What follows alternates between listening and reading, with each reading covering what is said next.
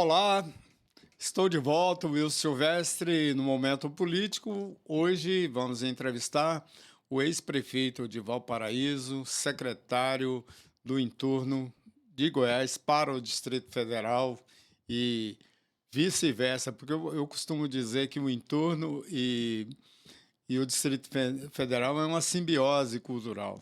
Então, o Pablo vai contar para a gente aí um pouco quais dos seus projetos, evidentemente, junto à Secretaria do Entorno, e também falar um pouco sobre política e, quem sabe, aí ele fala aí consegue puxar a língua dele sobre a sua pré-candidatura a deputado federal. É um prazer tê-lo conosco, Fábio. Muito obrigado aí por ter aceito o nosso convite, participar aqui desse bate-papo com os nossos amigos que nos acompanham no momento político e no grupo hoje.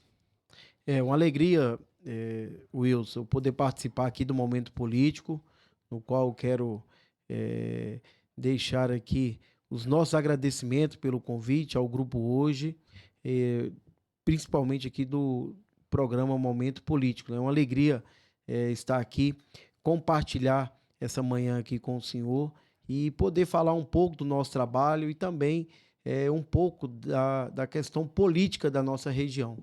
Deixar um abraço a todos aí que nos acompanham no canal através do grupo hoje, para Goiás e também para o Distrito Federal. Bom, vamos começar pelo mais importante. Novo desafio, deixou a prefeitura, agora desafio como secretário do entorno, que é uma secretaria, de uma certa forma, emblemática, porque ela tem que trafega entre dois governos, o governo do Distrito Federal e de Goiás. Como é que está sendo essa conectividade? É um desafio novo, feliz aí pelo convite, né, do governador Ronaldo Caiado, bem como também do nosso vice Daniel Vilela, que após a eleição do ano passado, quando nós conseguimos aí ajudar a eleger o nosso prefeito, o atual prefeito de Valparaíso, Marcos Vinícius, em conversas com o Daniel e com o próprio governador, fez o convite para que eu, no ano seguinte, que é esse ano agora de 2025, assumisse a Secretaria do Entorno. Então, fiquei tranquilo, aguardando, e aconteceu em maio, né? No finalzinho de maio, nós assumimos, né? De abril para maio, assumimos aí a secretaria.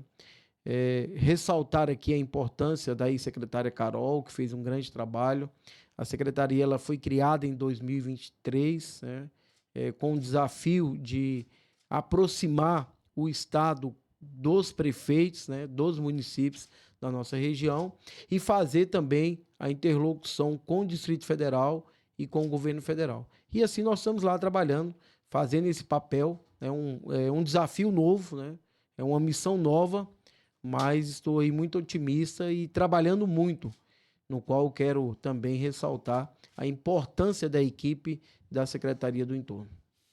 Bom, Fábio, um dos grandes gargalos que bom, já vem há anos, essa questão da mobilidade urbana entre o Distrito Federal e Goiás. Há uma dificuldade enorme. Todas as vezes que tem um aumento de passagens, tem um impacto significativo na vida das pessoas que trabalham. As estimativas em torno de 500 mil pessoas trafegam, não, evidentemente que não é só de ônibus, mas de carro que migram para o Distrito Federal e vice-versa, todos os dias fazem esse trajeto.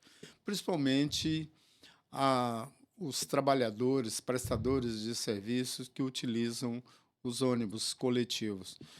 Recentemente, o governador fez um vídeo fazendo um apelo à NTT e ao governo federal para que as passagens sejam subsidiadas com a exemplo que é feito em Goiânia, na região metropolitana.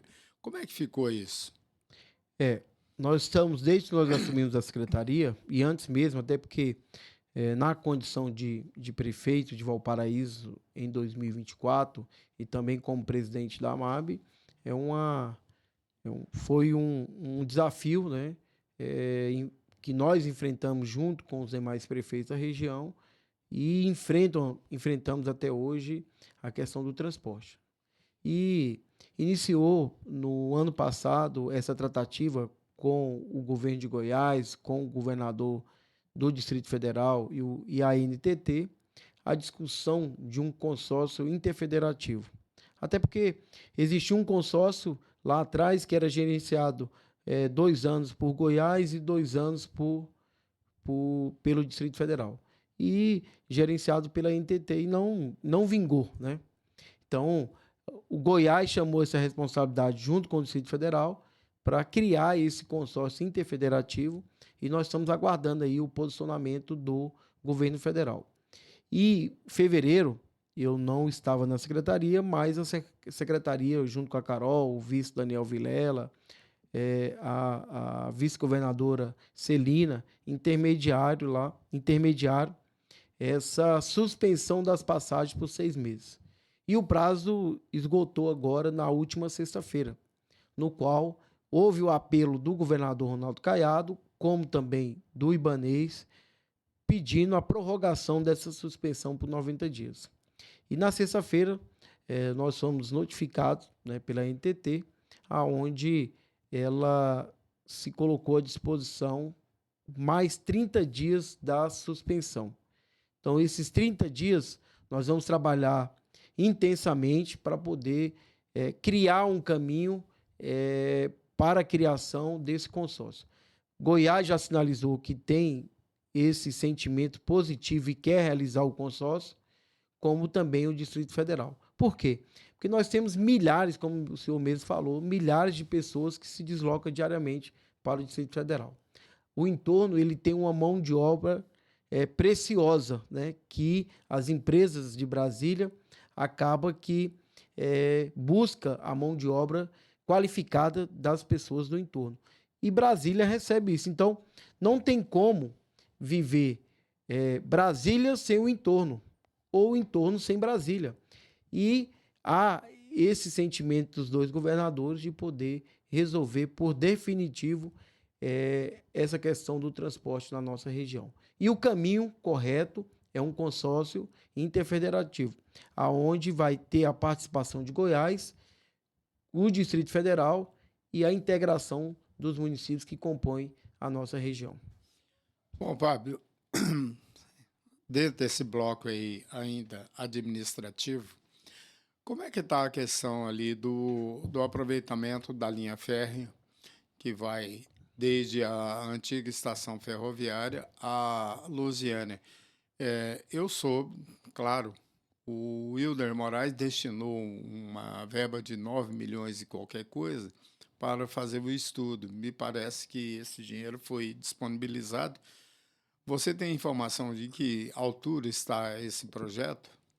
Nós tivemos reunido lá no Ministério do Transporte, na Secretaria de Ferrovias, foi criada uma Secretaria de Ferrovias, justamente para poder tratar da ferrovia, né, que corta o estado de Goiás, mas especificamente na região do entorno, que são os dois municípios, né, Lusiânia e Valparaíso. Porque já há comentários há muitos anos da utilização da ferrovia.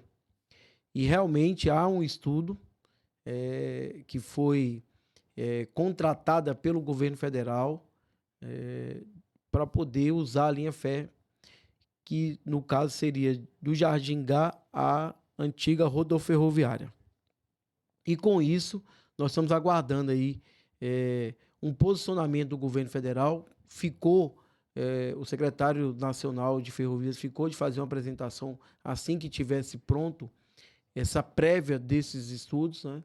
E nós estamos discutindo. Na última semana eu participei na Câmara Distrital de uma audiência pública tratando também sobre a questão da ferrovia, e no momento nós estamos aguardando aí o posicionamento do governo federal com esse estudo. A intenção do governo federal é fazer uma parceria público-privado, né, onde eles querem leiloar alguns trechos, não só da região metropolitana do Distrito Federal, que engloba o entorno, mas também, se eu não me engano, mais 11 regiões metropolitanas.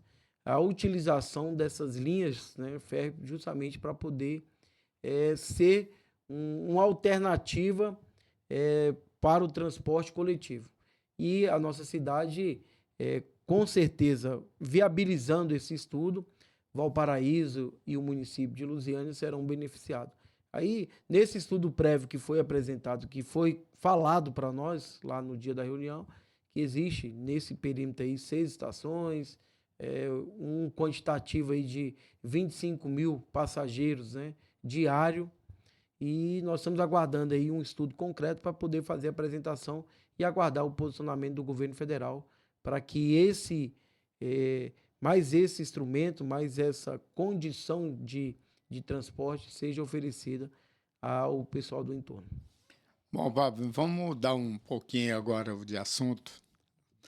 Vamos falar sobre política. Como é que você está vendo aí a movimentação?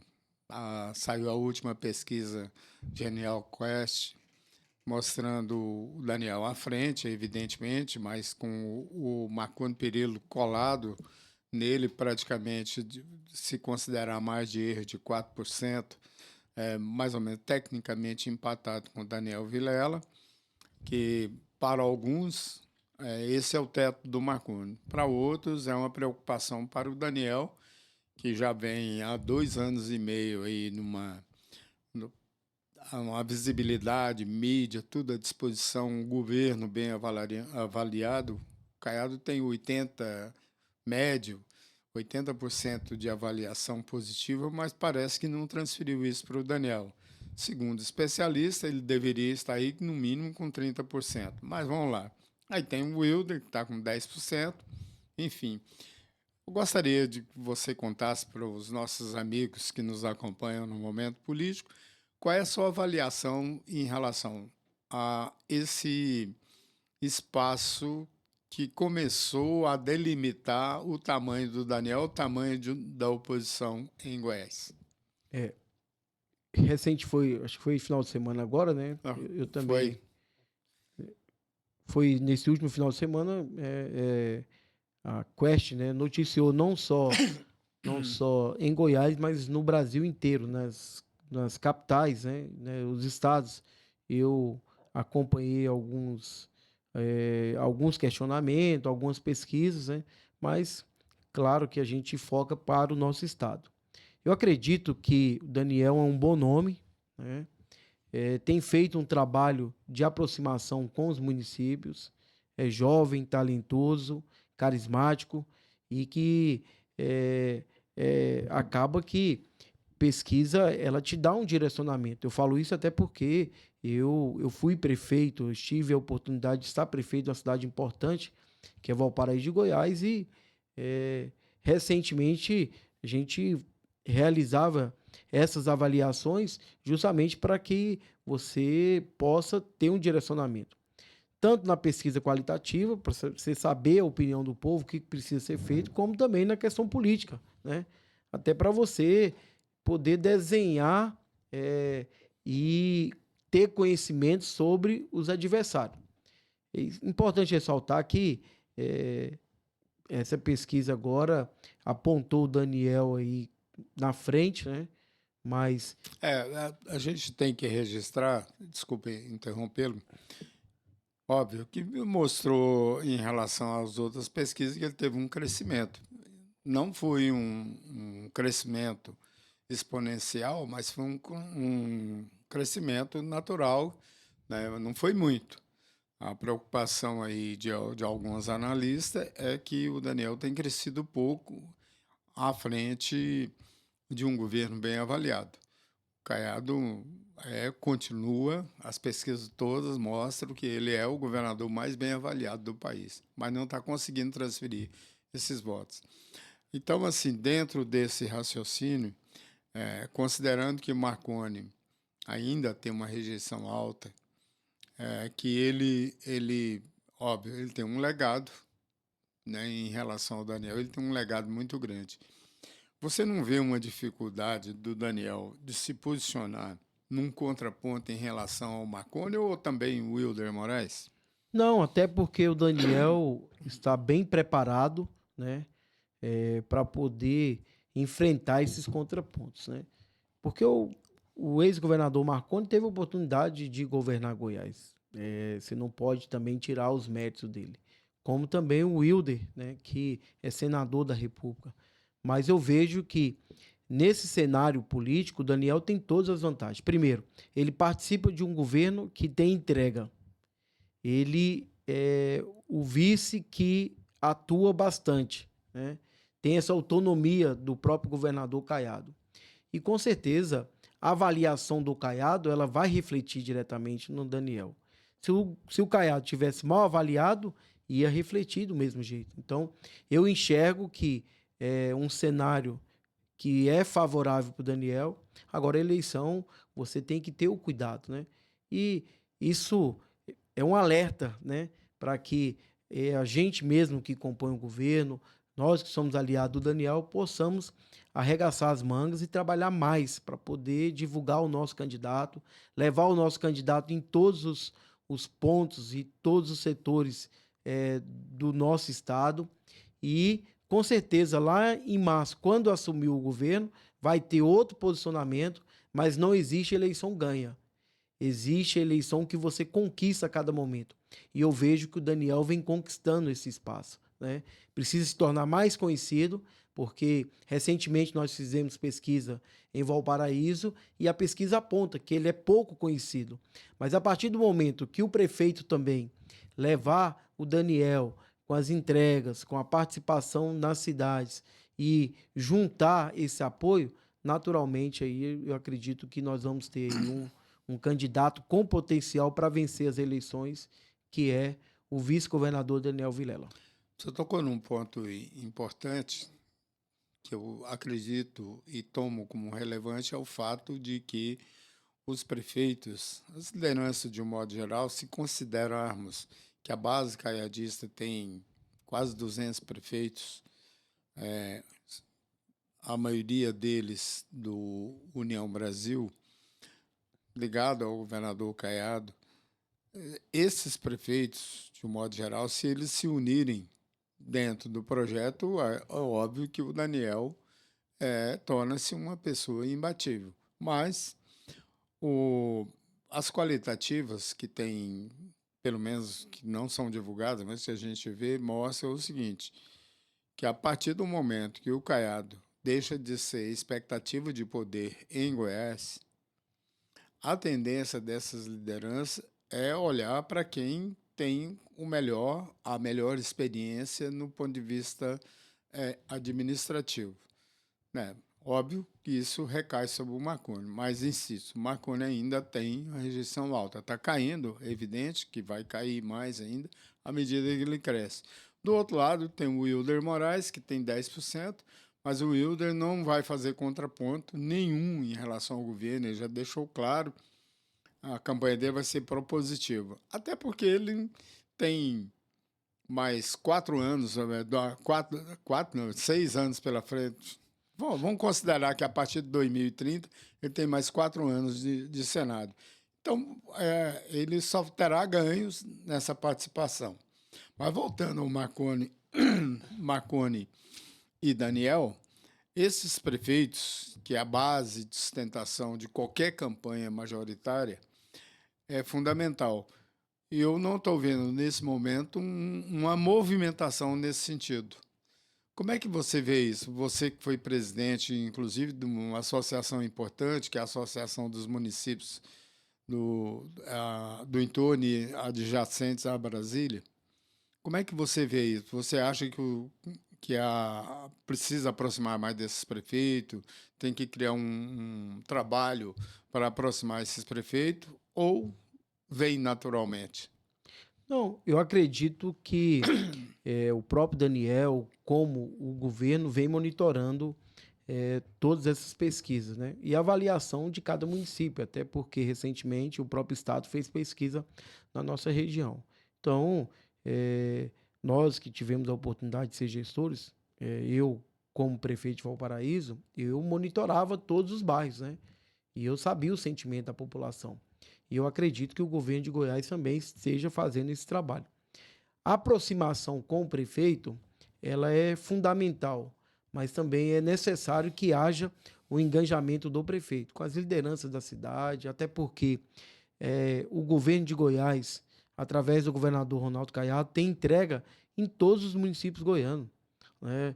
Houve uma revolução, com todo o respeito que nós temos ao ex-governador Marconi Perillo, mas a política e a gestão administrativa na gestão do Caiado, até porque eu posso falar isso com propriedade, porque eu fiz parte. Peguei parte do governo Marconi e peguei parte do governo Caiado. Então, a seriedade, a responsabilidade, né, o compromisso assumido e executado, isso faz a diferença no governo Caiado. Então, o Caiado tem levado benefício a todas as cidades e isso também fortalece. Você vê que em Valparaíso o Caiado tem 78% de aprovação, né? E isso demonstra que a presença dele, os investimentos na área social, com Mães de Goiás, aluguel social, vários outros benefícios, né? Em Valparaíso agora, recentemente, lançou mais uma etapa do asfalto, de recapeamento asfáltico, tem trabalhado o investimento na educação, na própria saúde, que essas contrapartidas que no governo Marconi deixaram de ser pago e agora no governo Caiado tem pago em dias, isso faz toda a diferença. E, com certeza, quando você tem um serviço prestado à sociedade goiana, às cidades principalmente, você tem um resultado político também. Então, eu acredito que esse trabalho administrativo do governo Caiado vai beneficiar o vice Daniel Vilela, o nosso candidato ao governo no ano que vem. Então, naturalmente, é claro que nós não podemos menosprezar qualquer que seja o adversário, até porque o Marconi teve a oportunidade de estar no governo por 4 vezes, né? Tem a sua experiência política, tem a sua experiência administrativa e vai trabalhar para viabilizar a sua candidatura. Agora também tem as mazelas, né? Tem a rejeição, né? Diferente do Daniel, que vai ser um governador da oportunidade, né? Porque ainda não foi governador. E o fato de ter ao seu lado o Caiado, que tem uma projeção nacional, automaticamente aí nós estamos bastante confiantes que ele possa a cada momento acrescentar, né, a sua avaliação e fazer com que o ano que vem, assim que assumir o governo, né, a partir de março do ano que vem, possa trabalhar um projeto aí de reeleição. Falar em projeto, você tem um projeto de candidatura a deputado federal. Obviamente que Valparaíso é um colégio eleitoral importante, mas tem a deputada federal Leda Borges, que também vai disputar a reeleição, e agora você tem o seu aliado, que sempre foi um aliado, a base, também a base dele, que é o Célio Silveira. Como é que você vai trafegar no meio aí desses 2 experientes deputados federais que tem no seu colégio eleitoral, que você é a sua base, seu ponto de partida? Como é que você vai tratar, principalmente o Célio? Wilson, o grupo vem crescendo e você precisa de espaço, né? Por isso a importância do entorno numa composição majoritária. Eu sou defensor do entorno, nós temos quadros lá suficiente, com capacidade política e técnica também, para ocupar esse espaço. E o governador Caiado sempre demonstrou isso. O entorno foi decisivo nas minhas 2 eleições. Se o entorno foi decisivo, um político que faz política há 50 anos, que foi deputado federal, foi senador e hoje é o governador por 2 mandatos em Goiás, nosso governador Ronaldo Caiado, que enxerga o potencial do entorno, então é um recado para nós que atuamos politicamente na região. Então, primeiro ponto, sou defensor do entorno. Segundo, sou de grupo. E o nosso grupo político local em Valparaíso, que hoje é liderado pelo prefeito Marcos Vinícius, que tem na sua composição a deputada estadual Zeli e o ex-prefeito Pábio, uma coisa é certa, nós vamos estar juntos o ano que vem. E pleitear essa pré-candidatura à Câmara Federal é justamente, às vezes, ir para o sacrifício, né? Porque o entorno ele tem um potencial político muito grande, mas é claro que tem os seus compromissos, né? Os prefeitos têm compromisso com os seus deputados. Não só os deputados do entorno, mas também os deputados que ajudam. A gente não pode também deixar de citar aqui, porque eu fui prefeito que eu tive o apoio de alguns deputados que não são do entorno, mas enxergam o entorno com esse potencial, que sempre trabalharam pelo entorno. É, naturalmente que a região ela tem a sua vocação e tem também os seus líderes, né? Em Valparaíso, nós temos lá a deputada federal Leda, que nesse ponto é adversária nossa, né? Tivemos a oportunidade de trabalhar juntos, mas infelizmente houve esse rompimento por parte dela e ela procurou e direcionou o seu caminho, como também eu direcionei o meu. E aí, quem sabe possa se encontrar novamente nas urnas do ano que vem. Então, nós estamos aí preparando para uma candidatura à Câmara Federal, né, com o apoio do prefeito, com o apoio da cidade, e também buscar o apoio de algumas cidades, né, da nossa região, porque tem líderes lá que têm reconhecimento do nosso trabalho à frente da prefeitura, e nós vamos dialogar com fazer algumas dobradas, né, com candidatos a deputados estaduais, justamente para poder fortalecer o entorno. Mas é importante ressaltar que o deputado federal Célio Silveira foi muito correto conosco, né? Eu tive a oportunidade de estar 2 vezes como prefeito de Valparaíso e o Célio foi um dos deputados que mais ajudou a nossa cidade. Tendo uma deputada federal da cidade, o deputado de Lusiânia, que também tem uma aceitação no entorno, foi o deputado que mais nos ajudou com 50 milhões. Durante o mandato da Leda e o meu como prefeito, a Leda Federal e o Pábio prefeito não recebiam um centavo de emenda federal, né? Não é o Pábio que recebe, a cidade deixou de receber porque não houve esse compromisso.